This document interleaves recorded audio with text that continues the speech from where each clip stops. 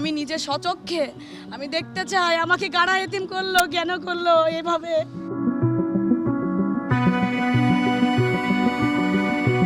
আমাদের কাছে 3 জন আসামি ধৃত অবস্থায় আছে।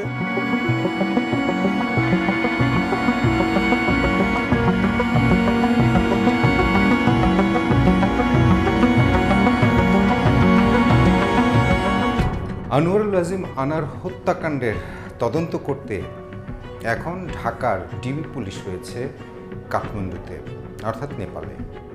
1 জুন তারা ঢাকা ছেড়ে যায়। 4 সদস্য বিশিষ্ট একটি তদন্ত দল তারা কাঠমান্ডু পৌঁছায় এবং আমরা যতদূর জেনেছি সেখানে সিয়াম হোসেন, যে অন্যতম ঘাতক, যে সঞ্জীবা গার্ডেনের সেই ফ্ল্যাটটিতে ছিল আনোয়ারুল আজিম আনারকে হত্যাকাণ্ডের সময়, এবং এই সিয়াম হোসেন ধারণা করা হচ্ছে মরদেহ কাটবার পর বিভিন্ন জায়গায় ছুঁড়ে ফেলার দায়িত্ব পান সিয়াম হোসেন এবং জিহাদ হাওলাদার। তো এই তথ্যগুলো আমরা সবাই জানি কম বেশি। ডিবি পুলিশ আমরা যতদূর জেনেছি তারা কাঠমান্ডুতে গিয়েছেন।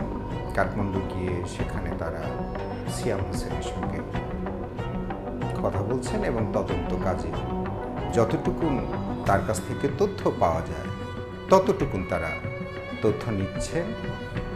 এবং ডিবি পুলিশ প্রধান আমাদেরকে নিশ্চিত করেছেন যে সিয়াম হোসেনকে কিভাবে বাংলাদেশে আইনশৃঙ্খলা বাহিনীর হাতে নিয়ে আসা যায় নেপাল পুলিশের কাছ থেকে, সে বিষয়ে তারা আইনি বিষয়গুলো পরামর্শ করছেন এবং তারা চেষ্টা করবেন যে সিয়াম হোসেনকে ফেরত নিয়ে আনবার জন্য। এটা আমরা সবশেষ জানি, কিন্তু আমি ঘটনার শুরু থেকে তদন্তের বিষয় খুঁটিনাটি কিছু আলাপ করতে চাই, যেটি আসলে তদন্ত সংশ্লিষ্ট যারা তারা খুব ভালো বুঝবেন।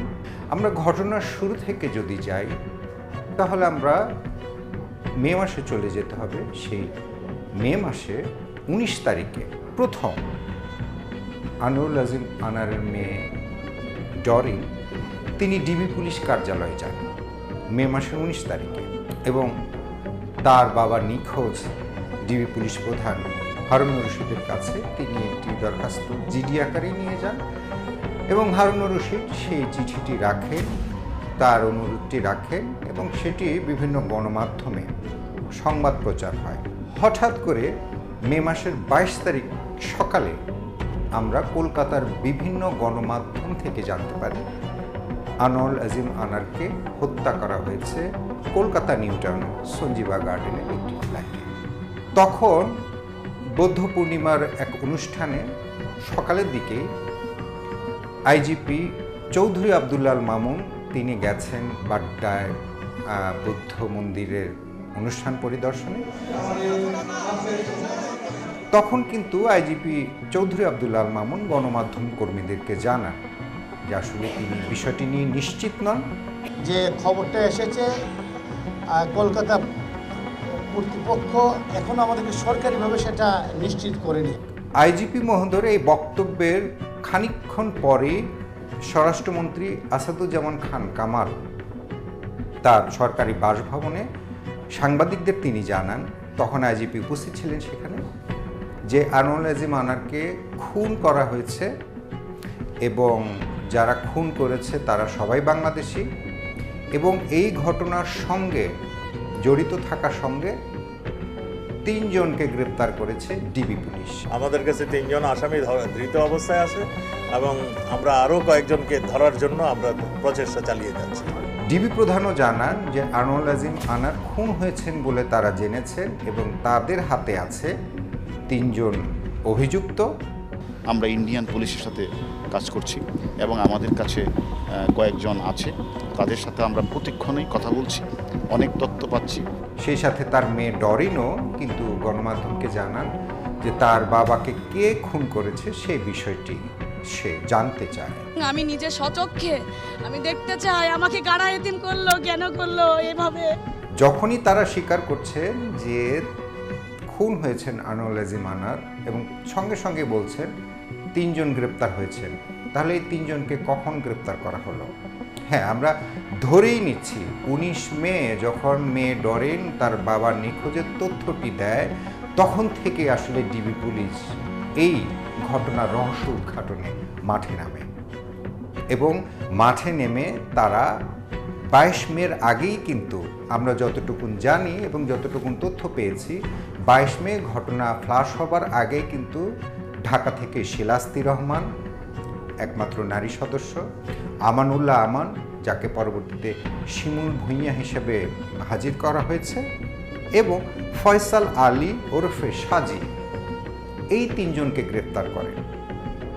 তাদের গ্রেপ্তার করার পর তাদের তথ্য দিয়ে কিন্তু ঢাকা মহানগর গোয়েন্দা পুলিশ ২২ মের আগেই কলকাতার আইনশৃঙ্খলা রক্ষাকারী বাহিনীর সদস্যদের তথ্য দেন যে এইরকম তিনজন গ্রেপ্তার হয়েছে, এইরকম তিনজন আমাদেরকে তথ্য দিয়েছে যে কলকাতার নিউ টাউনের সঞ্জীবা গার্ডেন নামে একটি ফ্ল্যাটে এইরকম আমাদের সংসদ সদস্য আনোয়ার আজিম আনারকে হত্যা করা হয়েছে। আমরা বিশ্বাস করতে চাচ্ছি না, আপনারা একটু তদন্ত করে দেখেন যে আসলে ঘটনাটি সত্যি কি না। সেটি কিন্তু ২২ মের আগেই। এই তিনজনকে গ্রেপ্তার করবার পর আমাদের পক্ষ থেকে, অর্থাৎ ঢাকার পক্ষ থেকে কলকাতায় তথ্য দেওয়া হয়েছে পুলিশকে যে এরকম আমরা ঘটনা শুনছি, আপনারা একটু খোঁজ নেন এবং আমাদেরকে নিশ্চিত করেন যে আমাদের সংসদ সদস্যকে হত্যা করা হয়েছে কি না।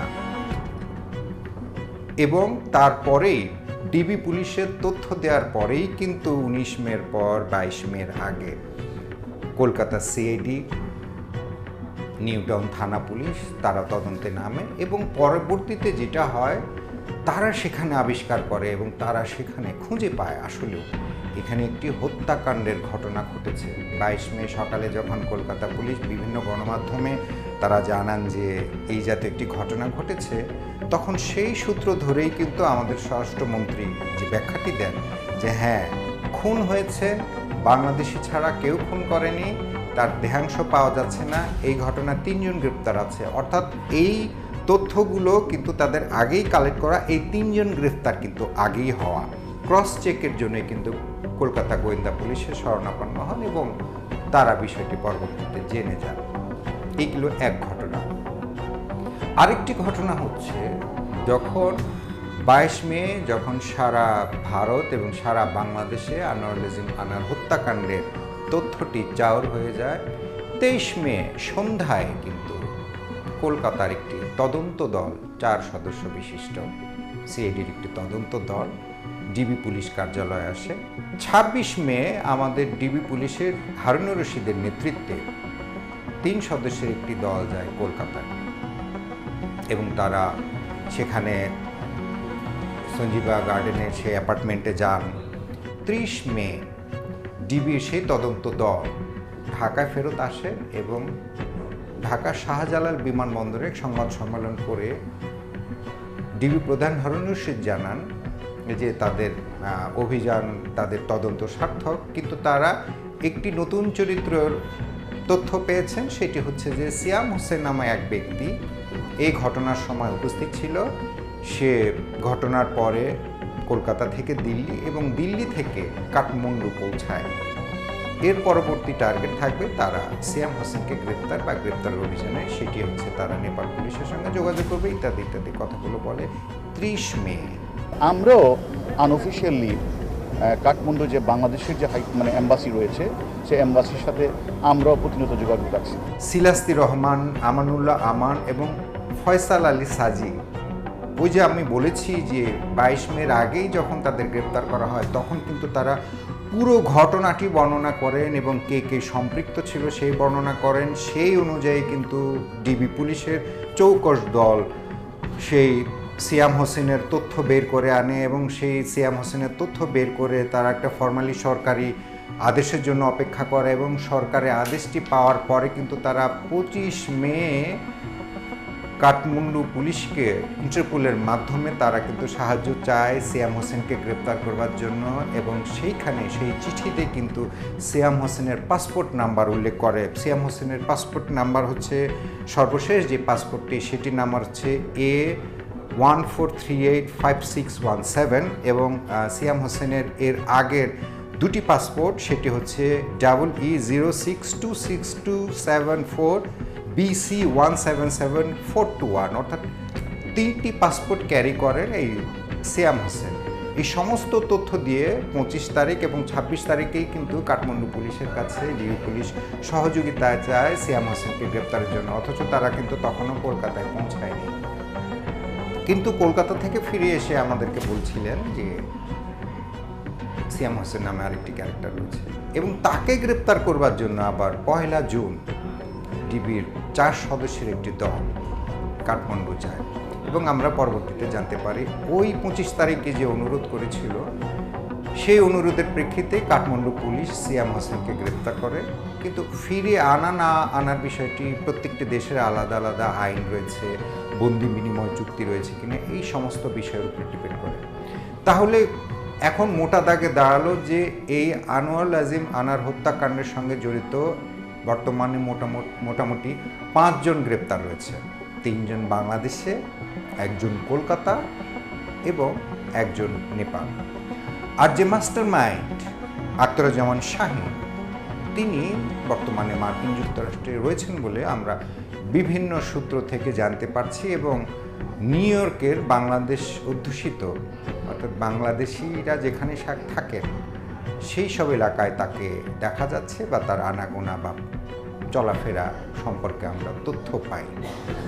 অর্থাৎ আমার এত কথা বলার উদ্দেশ্য হচ্ছে সেটি হচ্ছে যে আসলে 19 মে যখন ডরেন তার বাবা নিখোঁজের তথ্যটি ডিবি পুলিশকে দেয়, 22 মের আগেই কিন্তু ডিবি পুলিশ সব কিছু জেনে যায় এই 3 জনকে গ্রেপ্তার করবার পরে। এই যে কলকাতায় যাওয়া, নেপালে যাওয়া, ওদের তথ্যের সঙ্গে আসলে এই তথ্যগুলো ক্রস ম্যাচ করছে যে ওরা যে তথ্যগুলো দিয়েছে সেগুলো সঠিক কিনা। সবচেয়ে আশ্চর্যজনক বিষয় হচ্ছে যে আনোয়ার আজিম আনার হত্যাকাণ্ডের পর বা আগে বা পরে বা এখনো পর্যন্ত যেই চরিত্রটি আমাদের কাছে সবচেয়ে বিস্ময়কর মনে হচ্ছে সেটি হচ্ছে আনোয়ার আজিম আনারের স্ত্রী ইয়াসমিন ফেরদৌসির কথা। ইয়াসমিন ফেরদৌসি আনোয়ার আজিম আনারের স্ত্রী এবং তার সম্পর্কে যতটুকু জানা যায় তিনি খুবই ঘরমুখ একজন নারী। তিনি একদম শতভাগ একজন গৃহিণী। আনোয়ার আজিম আনারের বেশ দাপট বা ক্ষমতা বা অর্থবিত্তের মালিক হলেও তিনি আসলে ওগুলোর ধার ধারতেন না। তিনি তার সংসার নিয়েই থাকতেন বা সংসার নিয়েই থাকেন। তিনি ইয়াসমিন ফেরদৌসি কখনো জনসম্মুখে আসেন না, তিনি ঘরে থাকতেই পছন্দ করেন, বাচ্চা কাচ্চাদের সঙ্গে সময় দেন এবং এই ঘটনার পরে আসলে তার কোনো কিছু বলবার কোনো সুযোগ নেই। গণমাধ্যম কর্মীরা তার সঙ্গে কথা বলবার অনেক চেষ্টা করেছে। আসলে তার যে কষ্ট সেটি আসলে যার সঙ্গে এই জাতীয় ঘটনা ঘটে, যার পরিবারের একজন খুব কাছের মানুষের সঙ্গে এই জাতীয় ঘটনা ঘটে, তাদের আসলে তারাই ছাড়া আসলে কেউ বুঝবে না যে তিনি আসলে কত কষ্টে আছেন। কিন্তু এই মুহূর্ত পর্যন্ত তার এখনো বক্তব্য পাওয়া যায়নি।